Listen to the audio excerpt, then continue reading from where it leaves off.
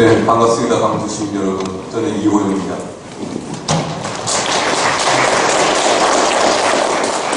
발표안에 앞서 저희 같은 젊은 조경가들에게 이렇게 좋은 기회를 주신 데 대해서 다시 한번 진심으로 감사드립니다. 제 프레젠테이션은 저희 팀의 제목인 1000개의 경관을 설명하는 것에서부터 시작하도록 하겠습니다.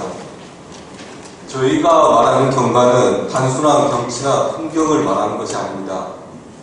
경치나 풍경뿐만 아니라 우리가 말하는 경관은 우리가 살아가고 있는 생활 환경을 상징적으로 나타내는 문화적 이미지입니다.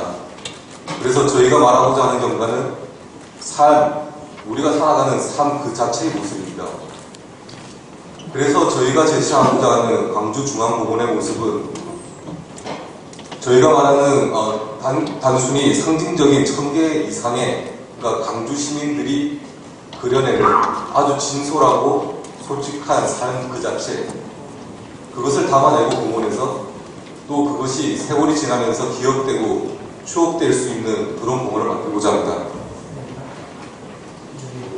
그렇기 때문에 도시의 공원은 광주 시민의 어떤 삶을 담아내고 문화를 모두 담아낼 수 있어야 합니다.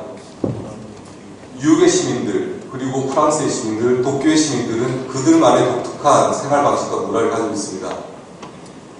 그리고 그들이 살고 있는 도시의 센트럴파크나 우에노파크, 시트로에 공원은 그들만의 문화를 담아내고 있고 우리는 그곳에서 그 사람들이 살아가는 방식을 엿볼 수 있습니다. 그래서 저희는 광주중앙공원을 이런 대형공원, 광주의 대형공원을 쓸 가능성을 보고 비전을 제시하고자 합니다. 광주중앙공원의 숲은 광주 시민들이 만들어가야 합니다. 시민들이 적극적으로 참여하고 만들어가는 숲을 제안합니다. 그를 통해서 시민들은 이 광주중앙공원이 자기의 공원이라는 인식을 가지게 되고 또한 시간이 지나면서 시민들과 함께 성장하는 공원이 될 수 있습니다. 그래서 시민단체들이나 어떤 봉사단체를 중심으로 보존 녹지를 관리해 나가고 보건 녹지를 시민들이 직접 만들어가는 시민 참여 숲 조성을 제안합니다. 그리고 현재 텃밭으로 이용되고 있는 지역을 중심으로 도시농업을 도입할 것을 제안합니다. 이 도시농업을 통해 건강한 먹거리를 직접 만들어내고 가족 간이나 이웃 간의 소통을 할 수 있는 매개체로도 이용할 수 있습니다. 그리고 저희가 제안하는 스포츠공원, 도시공원, 커뮤니티공원, 쌈지공원 등을 통해서 광주 시민들의 동호회가 활성화되는 계기를 마련하고자 합니다. 광주는 예로부터 비옥한 땅이 많아서 굉장히 농작물 수확량이 많았고 광주 비엔날레로 대표되는 아주 우수하고 다양한 문화의 상실입니다.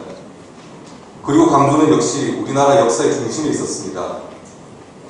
저희는 추모와 기업공원, 생산농업공원, 호수문화공원, 스포츠공원, 산지형 공원이라는 주제별 공원을 통해서 광주에 이런 문화를 구현하고자 합니다. 그리고 마지막으로 생태이동 통로를 통해 녹지축을 복원하고 이런 녹지축 복원을 통해서 주변에 여러 산을 잇는 녹지축을 제안합니다. 친환경 배수로, 생태조류 연못, 빗물 정원 등을 공원의 곳곳에 조성해서 오염된 하천과 호수를 정화할 수 있는 친환경 수체계를 계획하였습니다. 그래서 저희가 바라보는 광주중앙공원의 큰 모습은 광주 시민이 만들어가는 광주 문화가 살아있는 환경친화적인 공원입니다. 다음으로 핵심 설계 구역에 대해서 좀 더 상세하게 설명드리도록 하겠습니다. 저희가 바라본 풍암 호수는 숲하고 호수가 있다는 그 두 가지 자체만으로도 굉장한 가능성이 있다고 생각이 됩니다. 주변 시민들이 운동을 하고 휴게 여가를 즐기기도 합니다. 하지만 좀 더 자세히 들여다보면은 호수 주변 경관이 굉장히 강조롭고 훼손된 숲도 많이 발견할 수 있고 제가 말씀드린 것처럼 광주에 있는 아주 큰 대형 공원임에도 불구하고 주로 산책이라든지 가벼운 여가시설로만 활용되고 있는 게 사실입니다. 그래서 저희는 광주 시민 여러분들에게 눈부시게 아름다운 숲, 눈부시게 아름다운 호수를 선사해 주고 싶습니다. 그리고 단순한 산책로가 아닌 광주 시민의 젊고 활기찬 문화를 담고 다양한 여가와 레크레이션을 담아낼 수 있는 도시공원을 제안합니다. 그래서 저희의 접근 방법은 간단합니다. 첫째는 눈부시게 아름다운 경관을 조성하는 것입니다. 그리고 두 번째는 다양한 문화를 담아낼 수 있는 대형 도시공원으로서의 체계를 조성하는 것입니다. 아름다운 경관을 만드는 것은 건강하고 아름다운 숲을 조성하는 것에서부터 시작을 합니다. 저희는 숲의 식생 환경을 분석해서 그 식생 환경에 따른 감목과 초화율을 제안하였습니다. 앞서 말씀드린 것처럼 저희의 분석을 바탕으로 시민 여러분들이 참여해서 숲을 만들어 간다면 좀 더 의미 있는 숲 만들기 작업이 될 것입니다. 경관의 틀짝이라는 것은 도시 주변의 어지러운 아파트 경관이나 도로 경관을 착폐시키고 단조로운 호수 경관에 아주 다이나믹하고 여러가지 경관을 만들어내는 작업입니다. 위에 보시는 것처럼 아름드리 나무가 있고 풀밭이 있고 넓은 호수가 있고 뒤로 산이 보이는 이런 자연스러운 경관도 만들 수 있고 아래 보시는 것처럼 도시에 광장이 있고 아트 갤러리가 있고 저 너머로 조각 정원이 있고 수영장이 보이는 아주 도시적인 수변 공간을 만드는 것도 이런 경관 틀짜기를 통해서 저희가 실현을 하였습니다. 우리는 여기에다가 자연의 색을 더하는 작업을 하였습니다. 보시는 것처럼 풀밭, 호수 주변, 그리고 광장 이런 곳에 굉장히 아름다운 꽃피는 나무들, 그리고 단풍이 아름다운 나무들, 그리고 야생화를 도입했습니다. 봄, 여름이면 아름다운 꽃이 피고 가을이 되면 붉고 노란 단풍나무들이 호숫가를 물들일 것입니다. 연꽃과 물풀 그리고 야생화들은 이곳에 굉장히 매력적인 공원으로 만들어줄 것입니다. 이렇게 아름답게 조성된 공원의 바탕 위에 이 공원을 하나로 묶어주고 다양한 공원 프로그램을 지원할 수 있는 대형 도시공원으로서의 체계를 만드는 것이 저희의 두 번째 작업입니다. 그래서 우선 공원 곳곳에 공원 프로그램을 지원할 수 있도록 거점 공간을 중심으로 개발할 것을 제안합니다. 저희가 제안하는 거점 공간은 6개가 됩니다. 공원 주 출입구 주변에 5개의 앵커 거점 공간이 생기고 호수 중앙에 1개의 코어 거점 공간이 생깁니다. 이 거점 공간들은 지역 주민들의 일상적인 여가뿐만 아니라 주말에 피크닉이라든지 생태학습 그리고 도시의 대형 이벤트까지 수용할 수 있는 그런 공간이 될 것입니다. 먼저 지도에서 보시는 것처럼 월드컵 공원에서 가까운 거점 공간, 첫 번째 거점 공간입니다. 이곳은 도시의 일상이나 축제를 모두 담아낼 수 있는 공간이 될 것입니다. 여름이면 야외 극장에서 음악회가 열리고 조각광장이라든지 플라워 가든 아니면 아트 갤러리와 같은 곳은 공원의 활력을 더하는 요소가 될 것입니다. 시애틀에 있는 저희와 사이트와 유사한 공원의 모습입니다. 조각정원이라든지 아트 갤러리, 잔디밭 같은 곳이 도시공원에서의 활력을 더해줄 것입니다. 두 번째 거점 공간 역시 월드컵 공원에 인접해 있는 곳으로 도시공원의 성격이 강합니다. 이렇게 나무들이 모여 심겨 있고 열린 공간도 있고 다시 나무들이 모여 심겨 있는 공간이 반복이 됩니다.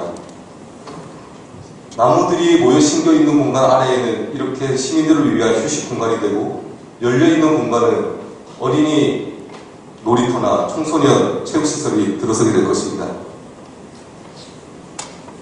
세 번째 거점 공간은 공원의 북측에 위치합니다. 이 세 번째 거점 공간은 보행등을 통해서 단절된 남북의 공원이 하나로 연결되고 프로그램 역시 자연스럽게 연계될 것입니다. 네 번째 거점 공간은 아주 물 가까이에서 자연적인 호황과 정화 습지를 관찰할 수 있는 공간이 될 것입니다. 다섯 번째 거점 공간은 넓은 주차장에 조성되는 곳입니다. 주차장에서 내린 사람들이 저희가 제안하는 아주 완만한 램프를 통해서 호수에 자연스럽게 접근할 수 있고, 그 위에 올라가서는 그곳에 있는 전망데크와 카페를 통해서 커피를 마시면서 아주 넓은 호수 경관을 즐길 수 있습니다. 마지막으로 호수의 다양한 수변 프로그램을 지원하는 핵심적인 거점 공간입니다. 이곳의 수영장에서는 여름에 어린이들 물놀이를 즐기고 겨울에는 스케이트장으로 활용될 수도 있습니다. 선착장에서는 연인들이 보트를 타면서 놀 수 있고, 주말이 되면 가족 단위로 습지공원에서 생태학습도 할 수 있습니다. 그리고 도시의 대형 이벤트나 페스티벌이 있는 날에는 풀밭이나 잔디밭에서 이 대형 이벤트를 수용할 수 있습니다. 수변 스탠드, 물 공간, 잔디 공간, 분수가 있는 이런 모습을 상상하시면 될 것 같습니다. 그리고 이렇게 만들어진 거점 공간들은 3.2km에 달하는 아주 넓은 길을 통해서 하나로 엮어지게 됩니다. 이 공원을 하나로 엮는 넓은 길은 공원을 찾는 사람들을 위한 주 산책로이자 자전거 도로로 이용되게 될 것입니다. 그리고 저희가 제안하는 다양한 10가지 유형의 산책로를 통해서 사람들은 다리를 걸으면서 호수를 즐길 수도 있고, 광장을 걸으면서 조각품을 즐길 수도 있고, 호숫가 옆에 조성된 열식대에 있는 2개의 가로수 아래서 데이트를 즐길 수도 있습니다. 그리고 때로는 빽빽히 들어찬 숲속을 걸으면서 산책을 할 수도 있을 것입니다. 마지막으로 건축물과 구조물입니다. 저희가 제안하는 아트 갤러리나 커뮤니티 센터, 수변 카페 등과 같은 건물들은 도시민들의 다양한 욕구를 수용할 수 있는 역할을 할 것입니다.